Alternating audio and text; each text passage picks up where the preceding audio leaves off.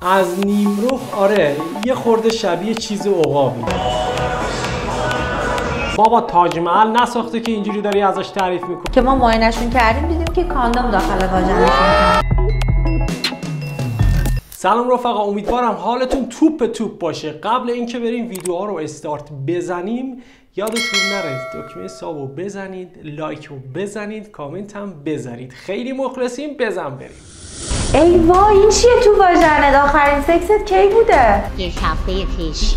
مراجعه کنندمون با علائم بوی بد واژن و همچنین دفع لخته های سفید مراجعه کردن که ما معاینه‌شون کردیم دیدیم که کاندوم داخل واژنشون هست. حتما بعد از سکستون دنبال کاندوماتون برید.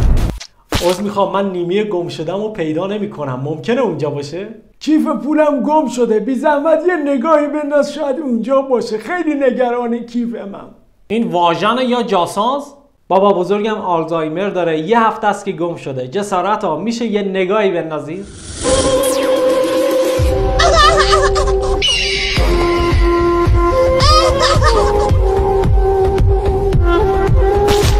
پسرم این حرف منو هیچ وقت فراموش نکن. تو سر اینم نیستی چه برسه به عقاب. از نیمرخ آره یه خورده شبیه چیز عقابی. ایول.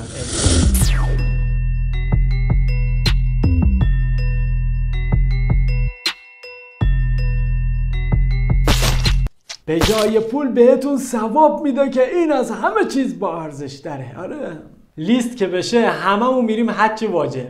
تب ثواب که دیدین این تب ثوابه. عجب کار زیبایی، عجب کار دلی.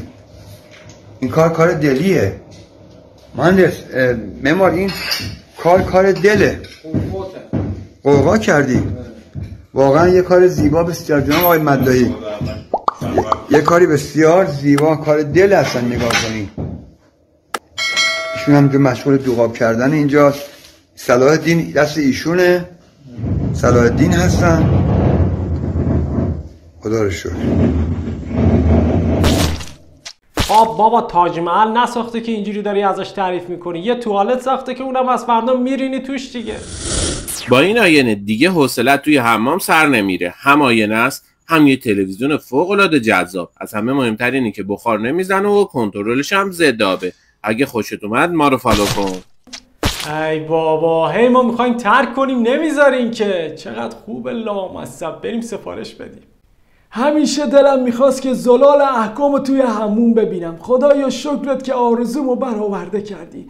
ببخشید به اینترنت وصل میشه فیلتر شکن این چیزا داره که میخوام اون سایت ها رو باز کنم. سلام بر کمردرد، سلام بر کوری. من همینجوریش 2 ساعت تو حمومم. این اگه اونجا باشه شک نکن دیگه تو حموم میخوابم. آبش شد و وقت خوردن هندونه خشک دوره همی بکنن. اینه وای چه هندونه خشلایی بگردن. به چه هندونه. خدا رو شکر کدوم نبود. واقعا هندونه. واقعا مرز هندونه بگم.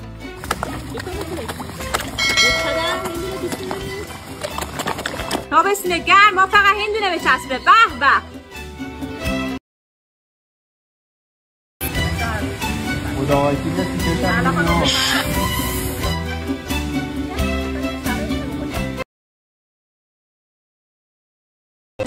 چه جانب.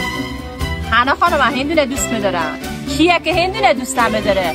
همه هندونه رو دوست میدارم. هم ارزونه هم خوشمزه.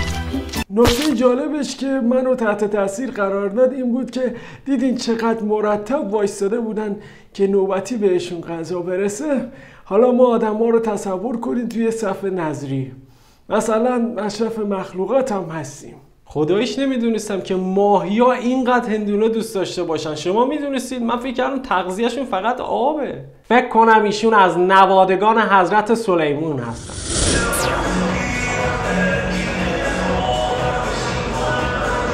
من واقعا حیرت کردم. آفرین بر شما.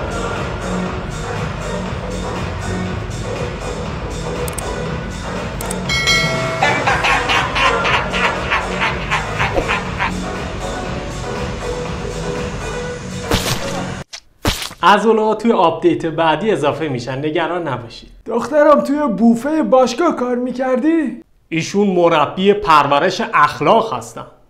اون دوتا جوشو بترکون بره دیگه، نگرد داشتی واسه چی؟ یه جوری لباس از تنت در آوردیم، ما گفتیم واو الان چه عضله‌های خفنی ببینیم. عزیز من عضلات از خیال منم تخت برکن.